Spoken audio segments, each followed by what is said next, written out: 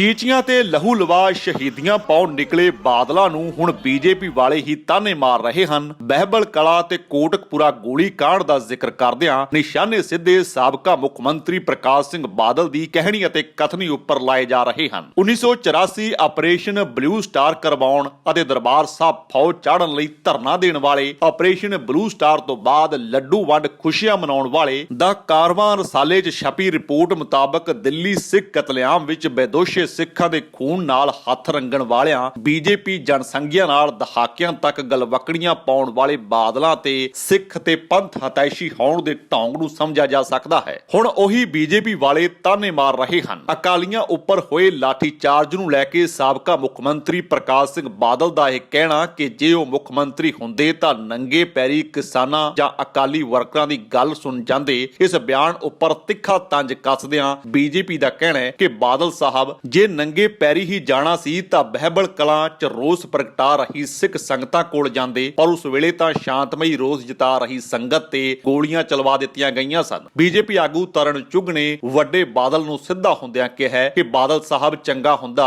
ਜੇ ਬਰਗਾੜੀ ਬੇਅਦਬੀ ਕਾਂਡ ਵਿੱਚ ਸ਼ਾਂਤਮਈ ਰੋਸ ਜਿਤਾ ਰਹੀਆਂ ਸੰਗਤਾਂ ਕੋਲ ਤੁਸੀਂ ਉਸ ਵੇਲੇ ਵੀ ਨੰਗੇ ਪੈਰੀ ਤੁਰ ਕੇ ਜਾਂਦੇ ਤਾਂ ਉੱਥੇ ਗੋਲੀ ਚਲਾ ਕੇ ਦੋ ਸਿੰਘਾਂ ਨੂੰ ਸ਼ਹੀਦ ਕਰਨ ਦੀ ਨੌਬਤ ਨਾ ਆਉਂਦੀ। ਤਰਨ ਚੁੱਘ ਦਾ ਕਹਿਣਾ ਹੈ ਕਿ ਉਹਨਾਂ ਦਾ ਉਸ ਵੇਲੇ ਦਾ ਬਿਆਨ ਵੀ ਔਨ ਰਿਕਾਰਡ ਹੈ ਕਿ ਜਾਗਤ ਜੋਤ ਸ੍ਰੀ ਗੁਰੂ ਗ੍ਰੰਥ ਸਾਹਿਬ ਜੀ ਦੀ ਬੇਅਦਬੀ ਕਰਨ ਵਾਲੇ ਲੋਕਾਂ ਦੇ ਖਿਲਾਫ ਕਤਲ ਦਾ ਪਰਚਾ ਦਰਜ ਕੀਤਾ ਜਾਵੇ, ਪਰ ਉਸ ਵੇਲੇ ਪਤਾ ਨਹੀਂ ਸਰਦਾਰ ਬਾਦਲ ਨੇ ਮੁੱਖ ਮੰਤਰੀ ਹੋਣ ਦੇ ਬਾਵਜੂਦ ਕਿਹੜੀ ਗੱਲੋਂ ਉਹਨਾਂ ਦੀ ਮੰਗ ਤੇ ਵਿਚਾਰ ਨਹੀਂ ਕੀਤਾ ਸੀ। ਜ਼ਿਕਰੇ ਖਾਸ ਹੈ ਕਿ 3 ਤਖਤਾਂ ਤੋਂ ਚੰਡੀਗੜ੍ਹ ਲਈ ਕੱਢੇ ਰੋਸ ਮਾਰਚ ਦੌਰਾਨ ਚੰਡੀਗੜ੍ਹ ਦੀਆਂ ਹੱਦਾਂ ਤੇ ਅਕਾਲੀਆਂ ਦੇ ਕੀਤੇ ਲਾਠੀਚਾਰਜ ਨੂੰ ਲੋਕਤੰਤਰ ਦਾ ਕਾਲਾ ਦਿਨ ਦੱਸਦਿਆਂ ਸਾਬਕਾ ਮੁੱਖ ਮੰਤਰੀ ਪ੍ਰਕਾਸ਼ ਸਿੰਘ ਬਾਦਲ ਦਾ ਇੱਕ ਬਿਆਨ ਆਇਆ ਹੈ ਜਿੱਥੇ ਉਹਨਾਂ ਨੇ ਕਿਹਾ ਕਿ ਇਹ ਲੋਕਤੰਤਰ ਦਾ ਕਾਲਾ ਦਿਨ ਹੈ। ਜੋ ਮੁੱਖ ਮੰਤਰੀ ਹੁੰਦੇ ਤਾਂ ਇਸ ਤਰ੍ਹਾਂ ਰੋਸ ਜਿਤਾ ਰਹੇ ਕਿਸਾਨਾਂ ਤੇ ਅਕਾਲੀਆਂ ਦੀਆਂ ਮੰਗਾਂ ਸੁਣ ਨੰਗੇ ਪੈਰੀ ਖੁਦ ਚੱਲ ਕੇ ਜਾਂਦੇ, ਜਿਸ ਤੇ ਬੀਜੇਪੀ ਦੇ ਇਸ ਆਗੂ ਦਾ ਕਹਿਣਾ ਹੈ ਕਿ ਬਾਦਲ ਸਾਹਿਬ ਨੰਗੇ ਪੈਰਾਂ ਵਾਲੀਆਂ ਮਿਸਾਲਾਂ ਤਾਂ ਖੂਬ ਦੇ ਰਹੇ ਹੋ। ਉਸ ਵੇਲੇ ਉਹ ਕਿੱਥੇ ਸਨ ਜਦੋਂ ਕੋਟਕਪੂਰਾ ਤੇ ਬਹਿਬਲ ਕਲਾ ਵਿੱਚ ਸ਼ਾਂਤਮਈ ਰੋਸ ਜਿਤਾ ਰਹੀ ਸੰਗਤ ਤੇ ਪੁਲਿਸ ਨੇ ਗੋਲੀਆਂ ਵਰਾ ਦਿੱਤੀਆਂ ਸਨ। ਉਸ ਵੇਲੇ ਉਹ ਨੰਗੇ ਪੈਰੀ ਸੰਗਤ ਦੀ ਗੱਲ ਸੁਣ ਕਿਉਂ ਨਹੀਂ ਗਏ? ਅਸਲ ਵਿੱਚ 24 ਸਾਲਾਂ ਦੇ ਲੰਬੇ ਵਕਫੇ ਦੌਰਾਨ ਬਾਦਲਾਂ ਦੇ ਅੰਗ ਸੰਗ ਰਹੀ ਬੀਜੇਪੀ ਲੀਡਰਸ਼ਿਪ ਉਹਨਾਂ ਦੀ ਰਗ ਰਗ ਤੋਂ ਵਾਕਿਫ ਹੈ ਕਿ ਕਿਵੇਂ 1996-97 ਵਿੱਚ ਇਸ ਹਿੰਦੂਤਵੀ ਧਿਰ ਦੀ ਤਕੜੀ 'ਚ ਤੁਲਨ ਵੇਲੇ ਹੀ ਪੰਥਕ ਹਿੱਤਾਂ ਨੂੰ ਤਲਾਂਜਲੀ ਦੇ ਦਿੱਤੀ ਗਈ ਸੀ। ਹਾਲਾਂਕਿ ਹੁਣ ਬੀਜੇਪੀ ਤੋਂ ਵੱਖ ਹੋ ਜਿਨ੍ਹਾਂ ਕਿਸਾਨਾਂ ਤੇ ਪੰਥਕ ਹਿੱਤਾਂ ਦਾ ਰਾਗ ਬਾਦਲ ਅਲਾਪ ਰਹੇ ਹਨ, ਉਹ ਤਾਂ ਹਾਥੀ ਦੇ ਦੰਦ ਖਾਣ ਵਾਲੇ ਹੋਰ ਅਤੇ ਵਿਖਾਣ ਵਾਲੇ ਹੋਰ ਵਾਲੀ ਝਲਕ ਹੈ, ਜਿਸ ਤੋਂ ਵੱਧ ਕੁਝ ਨਹੀਂ। ਸਿਆਸੀ ਮਾਹਿਰਾਂ ਮੁਤਾਬਕ ਅਕਾਲੀ ਦਲ ਬਾਦਲ ਦਾ ਬੀਜੇਪੀ ਨਾਲ ਤੋੜ ਵਿਛੋੜੇ ਦਾ ਫੈਸਲਾ ਵੀ ਮਹਿਜ ਸਿਆਸੀ ਫੈਸਲਾ ਹੈ। ਸਿਆਸੀ ਨਫਾ ਨੁਕਸਾਨ ਨੂੰ ਭਾਵਦਿਆਂ ਉਹ ਬੀਜੇਪੀ ਤੋਂ ਹੁਣ ਵੱਖ ਹੋਏ ਹਨ, ਨਾ ਕਿ ਕਿਸਾਨੀ ਜਾਂ ਸਿੱਖ ਹਿੱਤਾਂ ਲਈ। ਇਹ ਵਰਡ ਬੜੇ ਚੁੱਭੇ। ਬਲੈਕ ਡੇ ਆਫ ਡੈਮੋਕ੍ਰੇਸੀ ਸਾਨੂੰ ਕਹਿ ਰਹੇ ਹੋ। ਫੈਸਲੇ ਤੁਸੀਂ ਸਾਡੇ ਨਾਲ ਬਹਿ ਕੇ ਲਿੱਤੇ, ਇੱਕ ਇੱਕ ਫੈਸਲੇ ਤੁਸੀਂ ਸਾਡੇ ਨਾਲ ਰਹੇ। ਬਾਹਰ ਆ ਕੇ ਵੱਡੇ ਬਾਦਲ ਸਾਹਿਬ ਜਿਨ੍ਹਾਂ ਦਾ ਮੈਂ ਸਨਮਾਨ ਕਰਨਾ, ਪੀਐਮ ਸਾਹਿਬ ਸਨਮਾਨ ਕਰਦੇ, ਪੀਐਮ ਸਾਹਿਬ ਸਾਰਵਜਨਿਕ ਉਹਨਾਂ ਦੇ ਚਰਨ ਸਪਰਸ਼ ਕਰਦੇ। ਉਹ ਵੱਡੇ ਬਾਦਲ ਸਾਹਿਬ ਨੇ ਵੀਡੀਓ ਜਾਰੀ ਕੀਤੀ ਪਬਲਿਕ ਡੋਮੇਨ 'ਚ ਕਿ ਕਿਸਾਨ ਵੀਰੋ ਅੱਜ ਤੱਕ ਦਾ ਸਭ ਤੋਂ ਵੱਡਾ ਰਿਫਾਰਮ ਹੈ। ਉਸ ਵੀਡੀਓ ਜਾਰੀ ਕਰਨ ਤੋਂ ਬਾਅਦ ਖੁਦ ਹਰਸਿਮਰਤ ਕੌਰ ਭੈਣ ਜੀ ਨੇ ਵੀਡੀਓ ਜਾਰੀ ਕੀਤੀ। ਔਰ ਤੋਂ ਬਾਅਦ ਲਗਾਤਾਰ ਸੁਖਬੀਰ ਜੀ ਨੇ ਪ੍ਰੈਸ ਕੀਤੀ। ਸੁਖਬੀਰ ਜੀ ਨੇ ਕਿਹਾ ਤੁਸੀਂ ਸਾਨੂੰ ਲਿਖ ਕੇ ਦੇ ਦਿਓ। ਅਸੀਂ ਚਿੱਠੀ ਲਿਖੀ, ਸੁਖਬੀਰ ਬਾਦਲ ਜੀ ਦੇ ਨਾਂ ਦਾ ਕ੍ਰਿਸ਼ੀ ਮੰਤਰੀ ਦਾ ਪੱਤਰ ਆਇਆ ਜਿਹਦੇ 'ਚ ਲਿਖਿਆ MSP ਰਹੇਗੀ, ਹੈਗੀ ਹੈ ਰੇ, ਖਰੀਦਾਂਗੇ ਮੰਡੀ ਰਹੇਗੀ, ਲਿਖ ਕੇ ਦਿੱਤਾ। ਤੁਸੀਂ ਕਿਹਾ ਫਲੋਰ ਆਫ ਦਾ ਹਾਊਸ ਵੱਲੋਂ ਅਸੀਂ ਲੋਕ ਸਭਾ, ਰਾਜ ਸਭਾ, ਹਿੰਦੁਸਤਾਨ ਦੀ ਸਭ ਤੋਂ ਵੱਡੀ ਪੰਚਾਇਤ 135 ਕਰੋੜ ਲੋਕਾਂ ਦੀ ਪੰਚਾਇਤ, ਉਹ 'ਚ ਖੜੇ ਹੋ ਕੇ ਬੋਲੇ।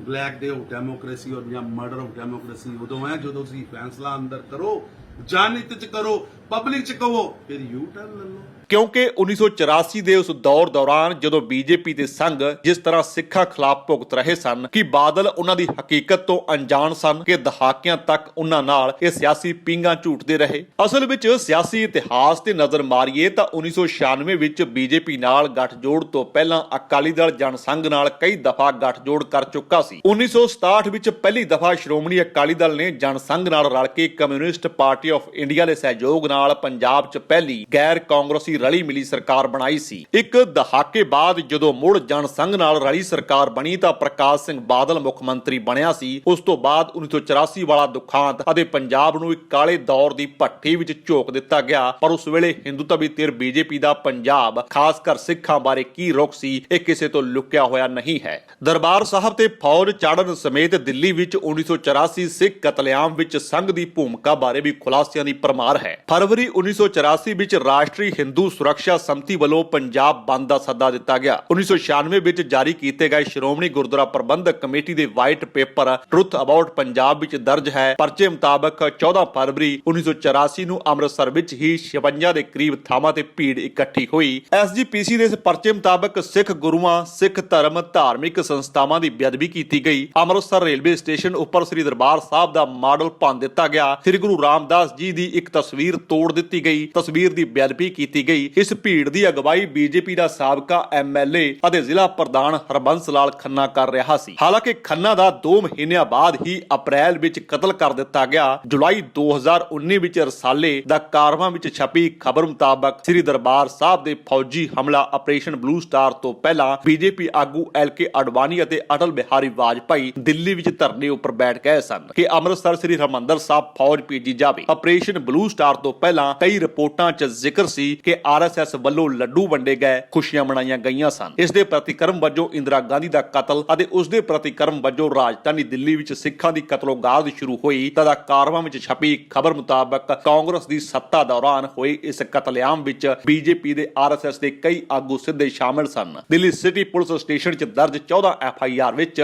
ਬੀਜੇਪੀ ਅਤੇ ਸੰਘ ਦੇ 49 ਮੈਂਬਰਾਂ ਦੇ ਨਾਮ ਸਿੱਧੇ ਦਰਜ ਹਨ। ਰਿਪੋਰਟ ਮੁਤਾਬਕ ਸਿੱਖ ਕਤਲੇਆਮ ਦੌਰਾਨ FIR ਤੇ ਨਜ਼ਰ ਮਾਰੀਏ ਤਾਂ ਵੱਡੀ ਗਿਣਤੀ ਵਿੱਚ ਬੀਜੇਪੀ ਦੇ ਸੰਘ ਦੇ ਆਗੂਆਂ ਖਿਲਾਫ FIR ਦਰਜ ਹੋਈਆਂ ਸਨ। ਦਿੱਲੀ ਦੇ ਹਰੀਨਗਰ ਆਸ਼ਰਮ, ਭਗਵਾਨ ਨਗਰ, ਸਨਲਾਈਟ ਕਲੋਨੀ ਇਲਾਕੇ ਵਿੱਚ ਦਰਜਾ FIR ਵਿੱਚ ਕਈ ਬੀਜੇਪੀ ਤੇ ਸੰਘ ਦੇ ਹੀ ਆਗੂਆਂ ਦੇ ਨਾਮ ਹਨ। ਇਸ ਰਿਪੋਰਟ ਵਿੱਚ ਇਹ ਜ਼ਿਕਰ ਹੈ। ਰਿਪੋਰਟ ਮੁਤਾਬਕ FIR ਵਿੱਚ ਦਰਜ ਰਾਮ ਕੁਮਾਰ ਜੈਨ ਨਾਮੀ ਸ਼ਖਸ 1980 ਵਿੱਚ ਵਾਜਪਾਈ ਦੇ ਲੋਕ ਸਭਾ ਚੋਣਾਂ ਲੜਨ ਦੌਰਾਨ ਪੋਲ ਏਜੰਟ ਸੀ। ਕਿ ਅਕਾਲੀ ਦਲ ਇਹਨਾਂ ਤੱਥਾਂ ਤੋਂ ਅਣਜਾਣ ਸੀ ਕਿ ਜੋ ਉਹ ਪੰਥਕ ਪਾਰਟੀ ਹੋਣ ਦਾ ਢੌਂਗ ਰਚਦਿਆਂ ਦਹਾਕਿਆਂ ਤੋਂ ਇਸੇ ਬੀਜੇਪੀ ਅਤੇ ਸੰਘ ਨਾਲ ਸਿਆਸੀ ਪਿੰਗਾਂ ਝੂਟ ਰਹੇ ਹਨ। 1996 ਵਿੱਚ ਇਸੇ ਬੀਜੇਪੀ ਨਾਲ ਹੱਥ ਮਿਲਾ ਲਿਆ ਗਿਆ ਅਤੇ ਅਕਾਲੀ ਦਲ ਦੀ ਹਮਾਇਤ ਨਾਲ ਹੀ ਅਟਲ ਬਿਹਾਰੀ ਵਾਜਪਾਈ ਦੀ ਪਹਿਲੇ ਥੋੜੇ ਦਿਨਾਂ ਦੀ ਸਰਕਾਰ ਬਣੀ ਸੀ। ਫਿਰ 1997 ਵਿੱਚ ਗੱਠਜੋੜ ਨੂੰ ਅੰਤਿਮ ਰੂਪ ਦਿੱਤਾ ਅਤੇ ਦੋਹਾਂ ਧਿਰਾਂ ਨੇ ਸਿਆਸੀ ਗਲਵਕੜੀ ਪਾ ਕੇ ਇਕੱਠੇ ਪੰਜਾਬ ਵਿਧਾਨ ਸਭਾ ਚੋਣਾਂ ਲੜੀਆਂ, ਜਿੱਤੇ ਅਤੇ ਪ੍ਰਕਾਸ਼ ਸਿੰਘ ਬਾਦਲ ਮੁੱਖ ਮੰਤਰੀ ਬਣਿਆ ਸੀ। ਉਸ ਤੋਂ ਪਿੱਛੋਂ ਪੰਥ ਹਿੱਤ ਨੁਕਰੇ ਲੱਗਣ ਲੱਗੇ। ਪੰਥਕ ਆਗੂਆਂ ਮੁਤਾਬਕ ਵਜ਼ੀਰੀਆਂ ਲਈ ਬਾਦਲਾਂ ਨੇ ਪੰਥ ਨੂੰ ਇਹਨਾਂ ਹਿੰਦੂਤਵੀ ਧਿਰਾਂ ਸਾਹਮਣੇ ਨਤਮਸਤਕ ਕਰ ਦਿੱਤਾ